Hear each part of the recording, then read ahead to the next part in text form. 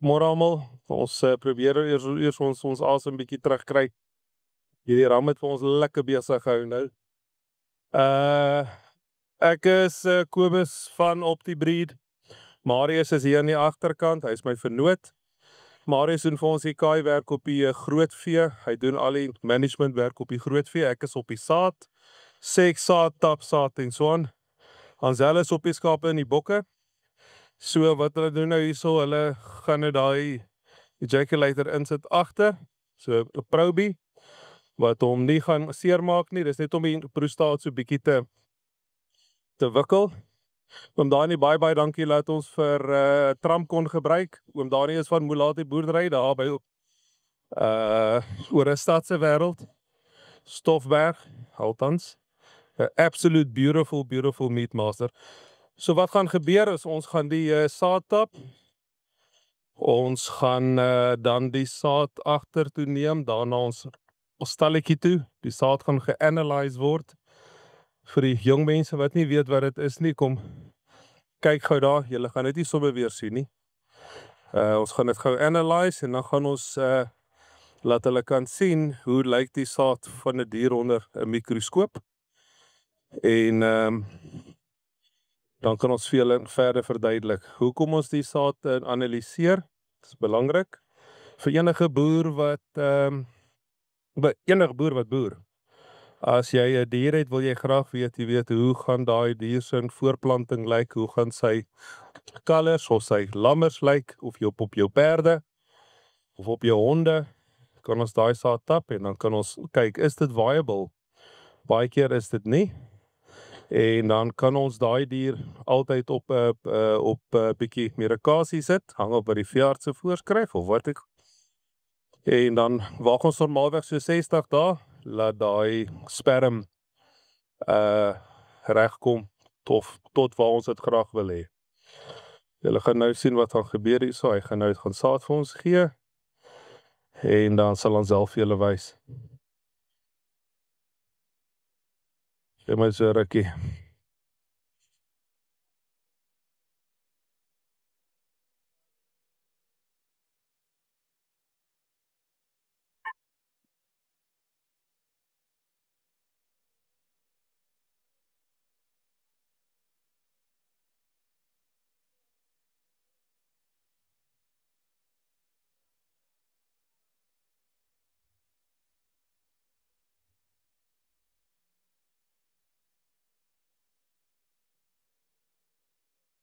Ja, het ons so baie druppeltjies saad, dis nie vreeslik baie nie. Ons gaan nou kyk, ons gaan dit nie kan gebruik nie.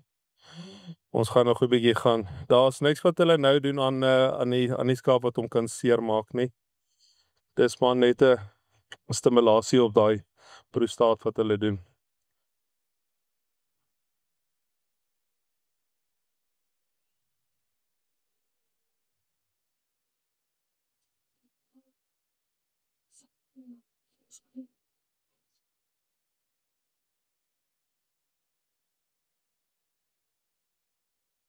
Super.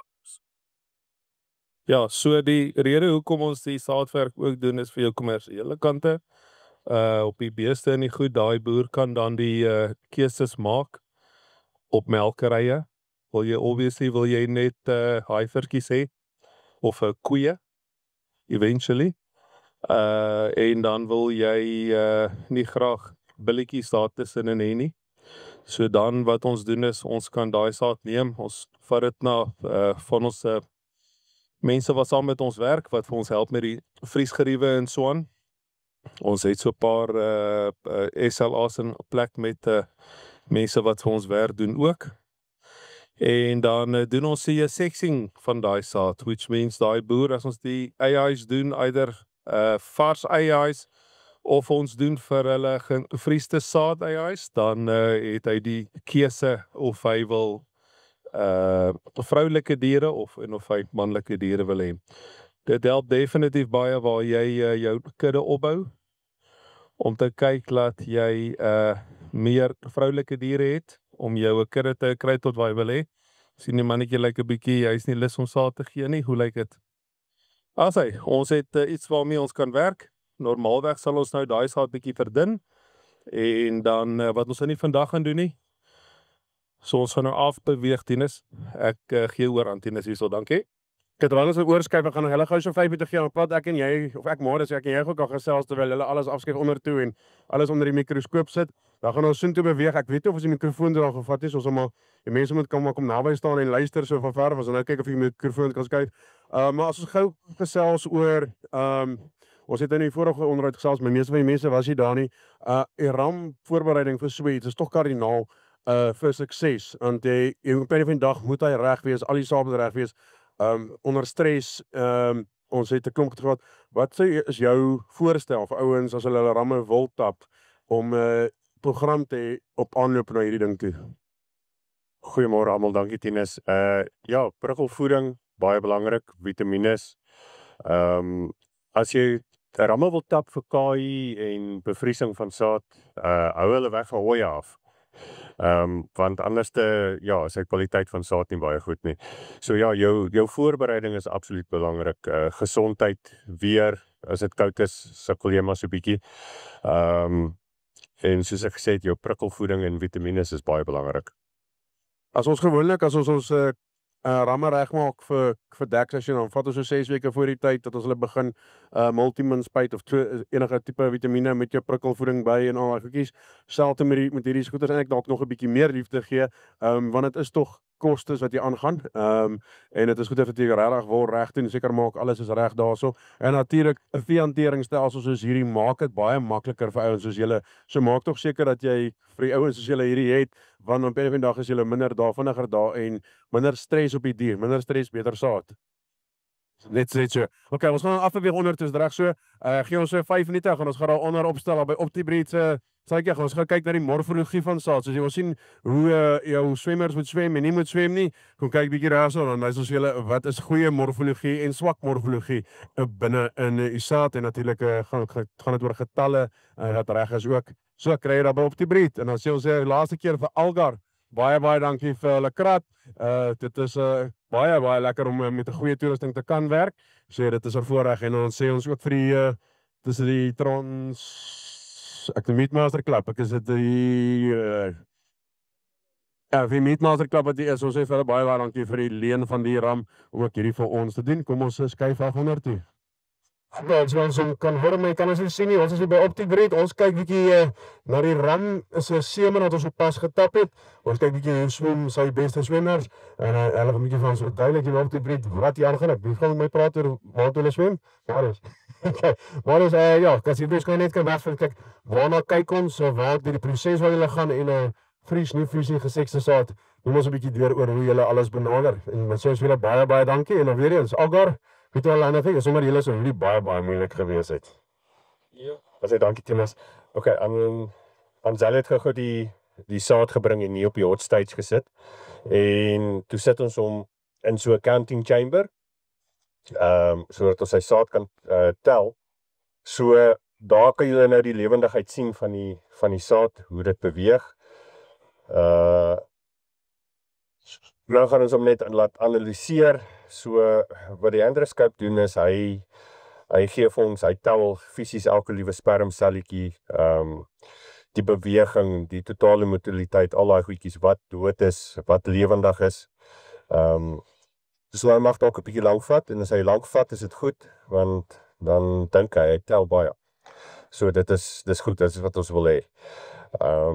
So hierdie endoscope gaan met hom doen ons die ons verdunning, veral met vars saad, met hoeveel ons dit kan verdun. Want verdun jy dit te veel, is jou totale motiliteit en progressiewe motiliteit te laag vir konsepsie. So ons wag nou net dat hy klaar analiseer, dan kan ons meer in detail gesels oor dit.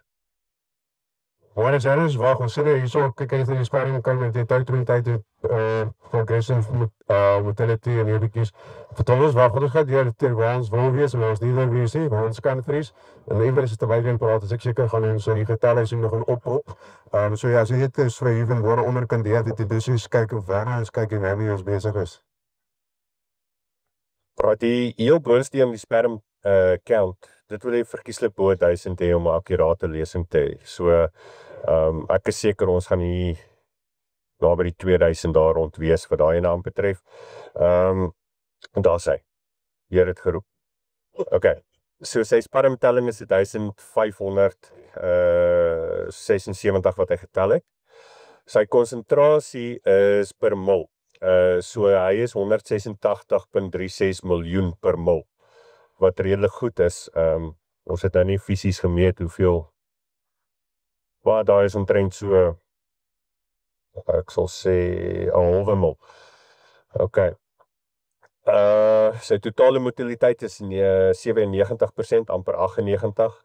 Progressief is 91%, vinnige motiliteit is amper 24%. Sy stadige motiliteit is amper 3%, sy sirkelmotiliteit, dit is nou spermselletjies wat so in die ronde swem. So 65%, lokale motiliteit is, kom ons sê 7%, net om hom af te rond, en wat dood is 2%. So dit is baie goeie saad. So met die konsentrasie kan ons bepaal met hoeveel keer ons hom kan verdun, met vars saad. So wat ons daarvan nou om te doen is, om sy konsentrasie per strooitjie so 0.25 mol, soek ons hom so tussen 20 en 40 miljoen per mol. Veral as dit kom by die gesegste saad. So dit is hoekom ons die endoscope gebruik om baie meer akkuraat te werk, en dit is wat ons maar 'n bietjie anders te maak. Gewoonlik kyk die mens maar onder die mikroskoop, maar die mikroskoop gaan nie vir jou al hierdie details sê nie. Ons het dan vinnig gekyk, eventjies kan ons hom weer lewendig sien by die of nie. Dit kyk ons op duidelik wat ons praat van, motility, beweging, ons graag om te sien hoe beweeg.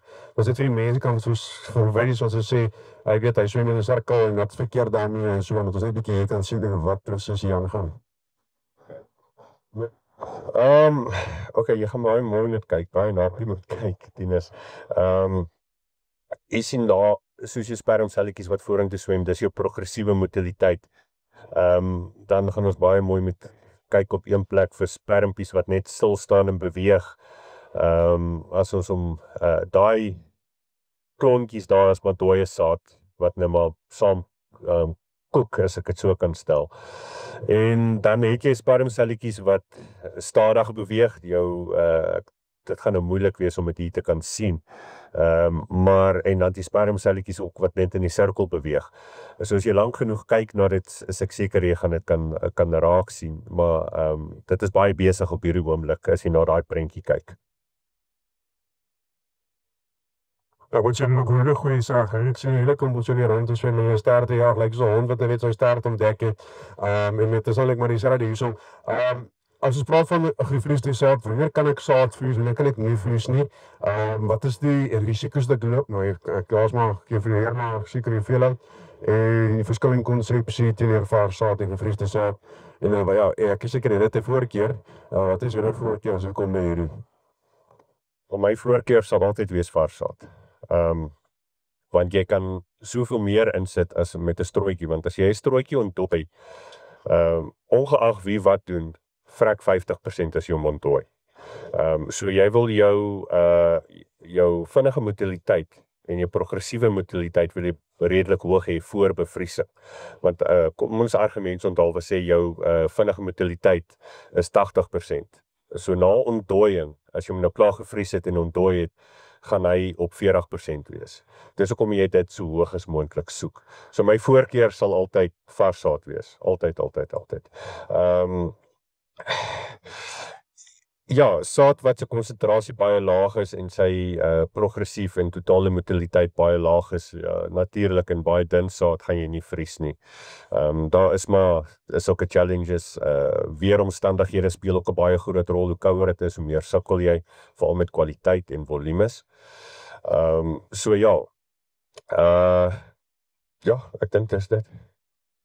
As ons het ons vinnig herskryf wat praat, maar sou die ouens belangstel om meer te gebruik te maak, wat is die vereistes hulle graag, wat die ouens wat hulle vraag verlang van die boer, om seker te maak, as julle daar opdaag, is alles, jy gaan net vir die kant en wees van gaan staan nou, ek vir my vir die kant toe, er is 'n bietjie iets fynner gesag het, gesleg het, as mens reg moet vir almal die skape, daar's genoeg goedjies wat ons moet reg wees. Wat moet op die plaas reg is vir julle om julle werk ordentlik te kan doen en wat bring julle na die plaas? Ek weet julle kom gekiet en gegeer en die ouens het verstaan wat dit vandag die koste is of hoe die proses is rondom dit. Okay, so ek weet ons kry dit nie altyd soos ons dit wil hê nie, maar as ons op die plaas aankom, sal dit verkieslik baie lekker wees as die fasiliteite jy weet 100% reg is en in 'n werkende toestand. Drukgange is baie belangrik. Mens sukkel regtig om te werk as die drukgange nie reg is nie. En dit is basies al wat ons van die boer soek en dan skoon vars water.